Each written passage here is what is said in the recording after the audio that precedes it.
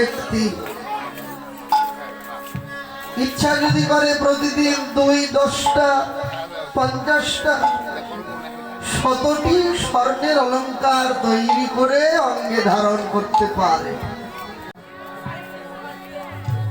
কিন্তু জগতে যার কানা করেও মূল্য নাই।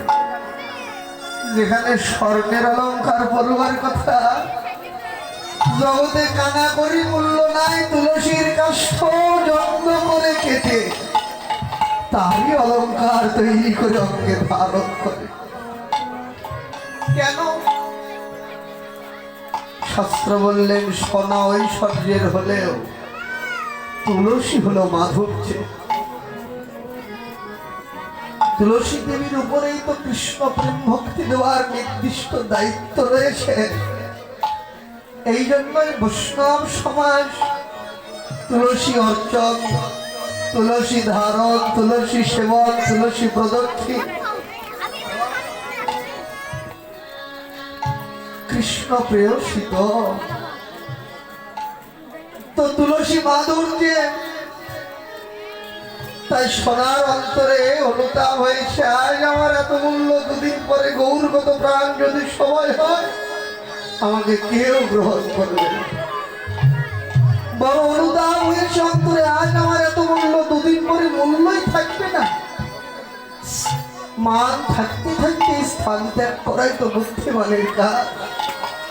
এখনো যখন সময় আমাকে অলংকার তৈরি করে অঙ্গে ধারণ করছে, মূল্য দিচ্ছে, আমি এই মান থাকতে থাকতে স্থান ত্যাগ করবো। কি করবে? আমি আমার প্রাণই রাখবো। আগুনে ঝাঁপ দিয়ে পুড়ে আমি ছাই হয়ে গেলাম। অনুদানগ্রস্ত সোনা কি করলেন? তাই নিজ তনু জানি ভস্ম সম করাইতে, তনু জানি ভস্ম করাইতে, ওই থল অনল সন্তাপে, ওই থল অনল সন্তাপে, আজি কই থল অনল সন্তাপে, ওই থল অনল সন্তাপে,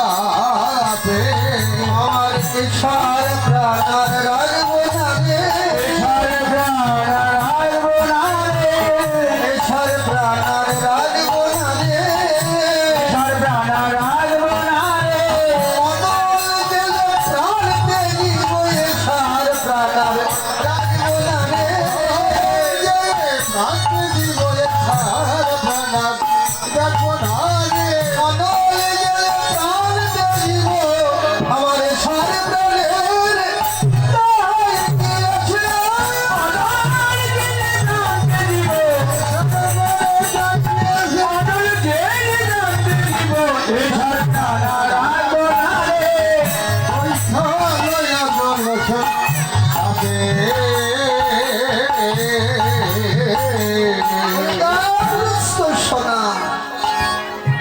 আগুনে পুড়ে ছাই হওয়ার মানুষে আগুনে ঝাঁপ দিতে গিয়েছেন। যেমন আগুনে ঝাঁপ দিয়েছেন, সোনার সঙ্গে একটু সোহাগার ছোঁয়া লেগেছে। যেখানে শুধু সোনা আগুনে পুড়ে ছাই হবে, সেখানে সোহাগার পরশে সোনা ছাই হওয়ার পরিবর্তে আগুনের তাপে গলে তরলতা প্রাপ্ত হয়েছে, তরল হয়ে গেছে, গলে গেছে।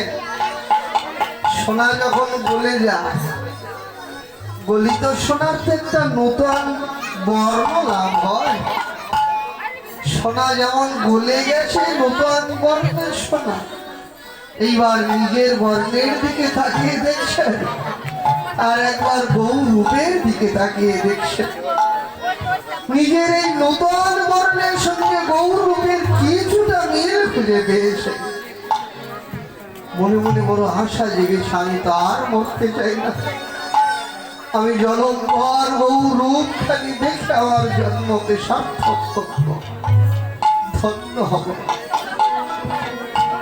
এই কথাটির মধ্যে দর্শনগত তাৎপর্য লুকিয়ে রয়েছে। কি তাৎপর্য ভাবুকগণ উদ্ঘাটন করেছেন। সোনা বহু মূল্যবান তো, এই যে জগৎ সংসার, প্রবাদ বললেন কারো ৫, কারো ১০০, কারো আবার ৫০, কারো আবার ভুলেই বিনাশ। জীবনটা ভুলেই নষ্ট হয়ে যায়। কিন্তু জন্ম যদি হয় কেউ ৫, কেউ ১০০, কেউ ৫০, বিভিন্ন আয়ু নিয়ে পৃথিবীতে থাকে। পৃথিবীতে যখন জন্ম হয়, জন্মের পর থেকে একটা একটা করে জীবনের ধাপ পাড়ি দিতে হয়। বাল্য, কৈশোর, পৌগণ্য, তারুণ্য, এমন করে যখন জীবনে কারো যৌবনকাল উপস্থিত হয়,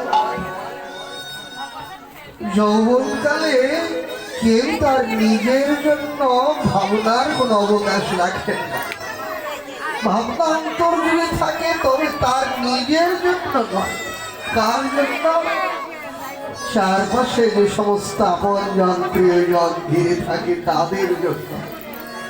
ছেলে, মেয়ে, স্ত্রী, পুত্র, অন্তর কেন সবসময় ভাবে কোথায় গেলে কি করলে আপনজনদেরকে সুখে রাখবে, কি করলে তার আপনজনগুলো একটু শান্তিতে থাকবে, আনন্দে থাকবে।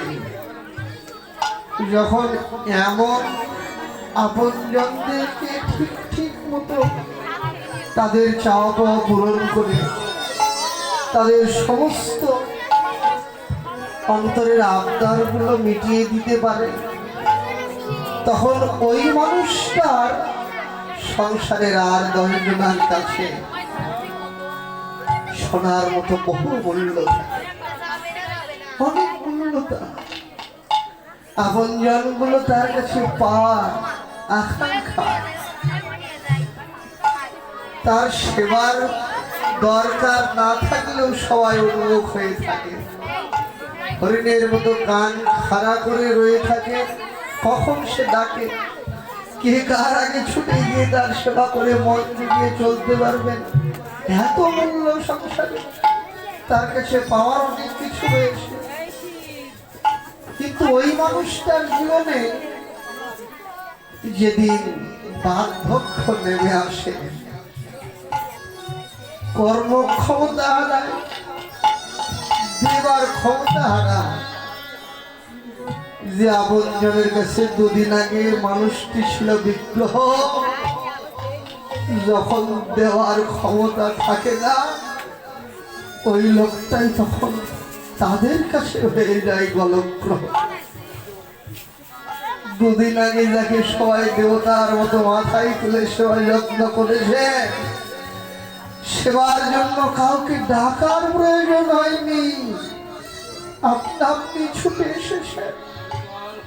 কিন্তু সত্যি যেদিন ওই মানুষটার সেবার প্রয়োজন হয় কোনো আপনজনের, ১০০০ বার ডাকলেও কোনো আপনজন তার কাছে ফিরে। যদিও ২-১ ডাক সইতে না পেরে আসে নিকটে, সেবার মনোভাব নিয়ে কেউ আসে না। কটু বাক্যে, কুব্যবহারে তার পাজন সাজন। সেই দিন ওই মানুষটার সোনার মতনই অন্তরে অনুতাপের আগুন দাউ দাউ করে জ্বলে। যাদের জন্য জীবনের সবই শেষ করলাম, আজকে জীবনের শেষ পাতায় হিসেব করলাম, প্রতি পাতায় হিসেব করে দেখলাম যাদের জন্য সবই ছাড়লাম। গোবিন্দ দাসের ভাষায় শীত আতব পাত বরিক্ষণ এদিনও যাবিনি জাগিরে, বিফলে সেদিনও কৃপণ দুরজন চপল সুখ লবণাদিরে। যে চপল সুখের আশায় শীত নেই, গ্রীষ্ম নেই, নাওয়া নেই, খাওয়া নেই, দিন নেই, রাত নেই, যাদের জন্য জীবনের সবই হারালাম, জীবনের শেষ বেলায় এসে দেখলাম এরা শুধু কৃপণই নয়, কৃপণ দুর্জন, এরা বড় দুর্যোগ। আজ এই পরিণতি হওয়ার তাদের কাছে। অনুতাপের আগুন তখন দাউ দাউ করে জ্বলে। ভগবানের চরণে তখন এমন শরণাগতি আসে, হে দয়াময়, আমি বড় অকৃতজ্ঞ, এতটাই অকৃতজ্ঞ, তুমি এত দয়া, এত করুণা, তোমার সব কিছু আমি লুটে পুটে ভোগ করেছি জগতে, কিন্তু তোমাকে কোনোদিন কিছু দেয়নি। যাদের জন্য সব হারিয়েছি, কিন্তু তুমি বেশি কিছু চাওনি, নিজের মুখে বলেছ এক গন্ডুর জল আর একটি তুলসী পাতা, কেউ যদি ভক্তিপূর্ণভাবে আমায় নিবেদন করে আমি তাতেই বড় সন্তুষ্ট হই। কিন্তু আমি এত অকৃতজ্ঞ যে তুলসীর পাতা সংগ্রহ করতে কোনো অর্থের প্রয়োজন হয় না, তোমারই মাটিতে ফলে, তবুও কোনোদিন তোমায় নিবেদন করিনি। আশ্চর্য অনুভব করছি, কিন্তু অনুভব করে কি লাভ? জীবনের তো সবই হারিয়েছি, প্রত্যেকটি অঙ্গ ইন্দ্রিয়গুলো তাকে জবাব দেয়, চক্ষু জবাব দিয়ে দেয় আমাকে দিয়ে কত দৃশ্য দেখিয়েছ জগতে, কিন্তু যে দৃশ্য দেখলে আমি আনন্দ পেতাম, সার্থক হতো আমার জন্ম, কোনদিন ভগবানের মধুর মূরতি খালি তুমি আমাকে দেখাওনি। আজ আমার দেখার ক্ষমতা নেই, অন্ধ হয়ে গেছে। কর্ণ জবাব দিয়ে দেয় আমাকে দিয়ে কত কথা শুনিয়েছ, কইব আমাকে দিয়ে কোনদিন তো ভগবানের মধুর হরি কথা, ভাগবতী কথা, কৃষ্ণ কথা ভুল করে আস্বাদন করালে না। আজ বধির শুনতে পাই, নাসিকা জবাব দেয় আমাকে দিয়ে কত ঘ্রাণ গ্রহণ করেছ, কিন্তু কোনদিন ভগবানের আরতি ধূপ দীপের গন্ধ আমাকে দিয়ে গ্রহণ করে। রসনা জবাব দেয় আমাকে দিয়ে কত কিছু স্বাদ গ্রহণ করেছ, কিন্তু কোনদিন ভগবানের চিন্ময় অধরামৃত প্রসাদ আমাকে দিয়ে গ্রহণ করে। বদন জবাব দিয়ে দেয় আমাকে দিয়ে কত কথা বলে, কত কথা বলেছ, কিন্তু যে কথা বললে আমি আনন্দ ভগবানের মধুর লীলাথা, হরি কথা, কৃষ্ণ কথা, ভাগবতী কথা কোনদিন আমাকে দিয়ে বলালে। সেবার যোগ্য দুটি হস্ত জবাব দেয় আমাকে দিয়ে কত কর্ম করিয়েছ, কিন্তু ভুল করেও কোনদিন দুটো তুলসীর পাতা চন্দনে চর্চিত করে গোবিন্দায় নমঃ বলে গোবিন্দদিন ভগবান চরণে নিবেদন করলে।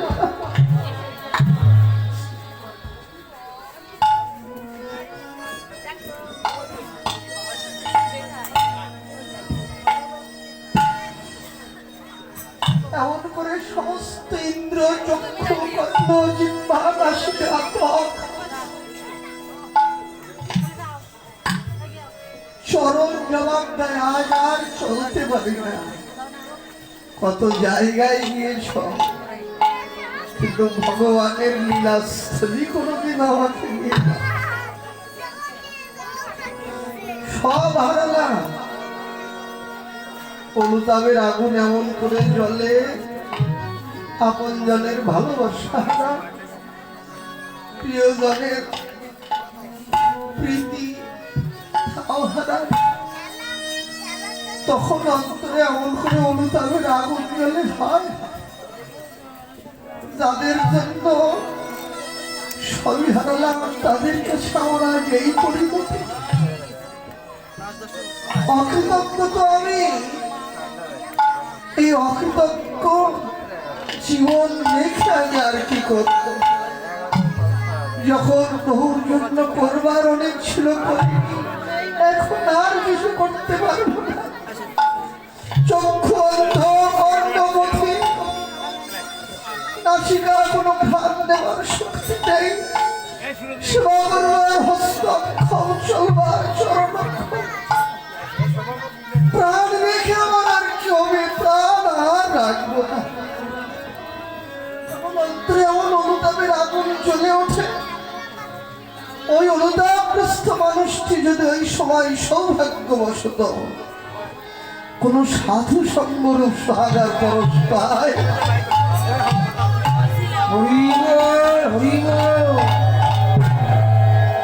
সাধু সঙ্গ সোহাগার পরশে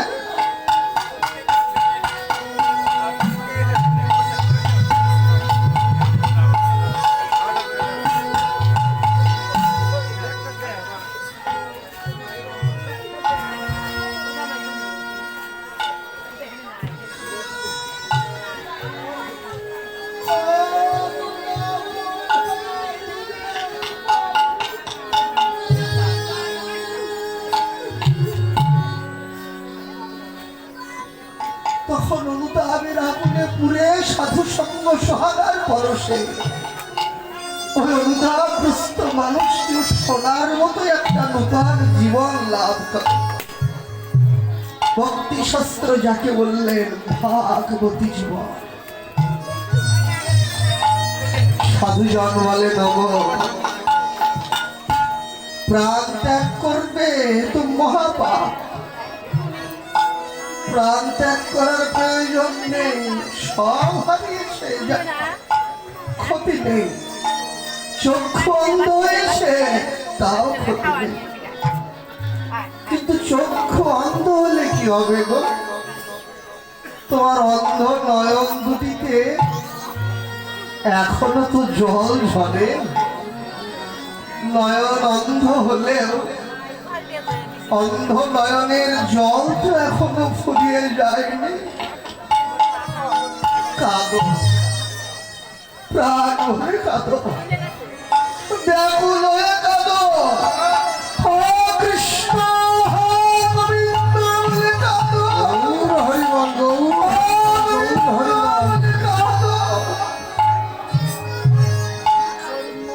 ভগবান করুণা।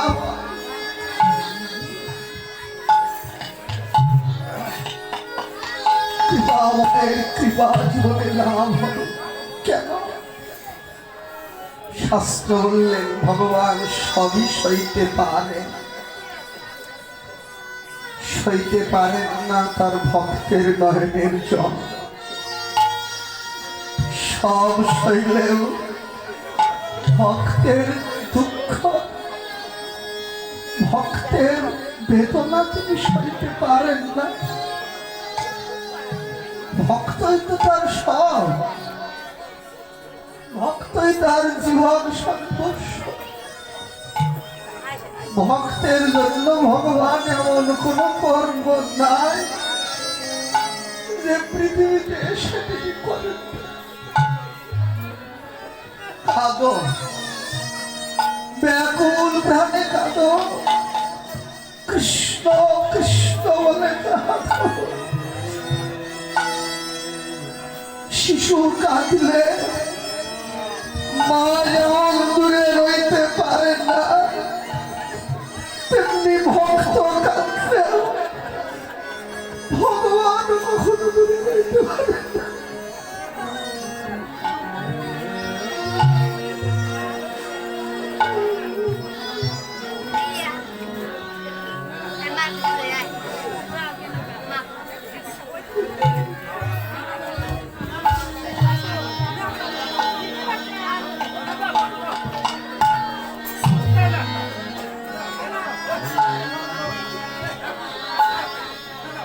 যদি আর কাউকে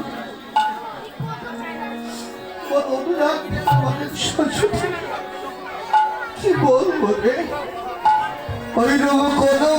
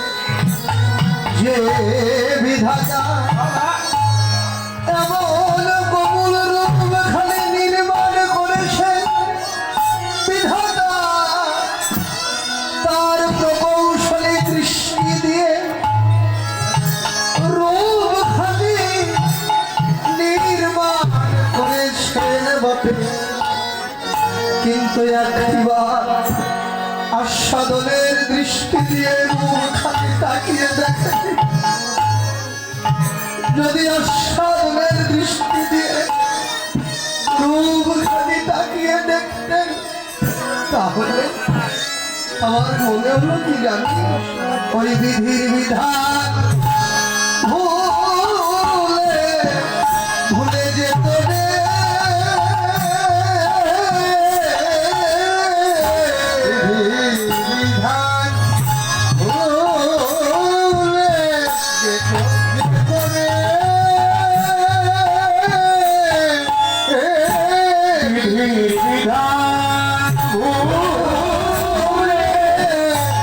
এমন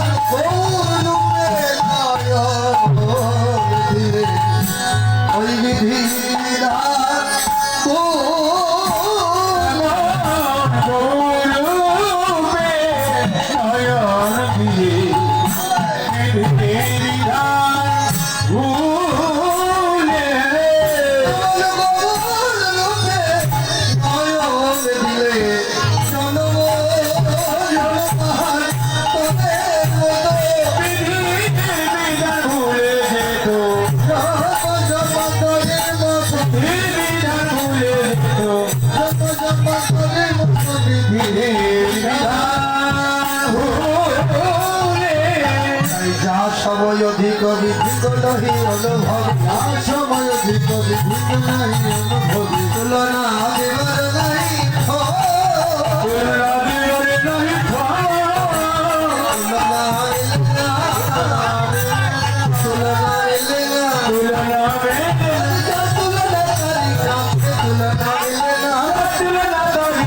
তুলনা মেলে না আগে তুলনা দেবার নাই তুলনা দেবার নাই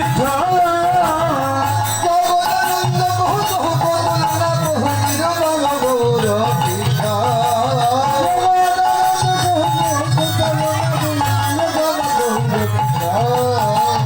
নিরবল গৌর কৃষ্ণ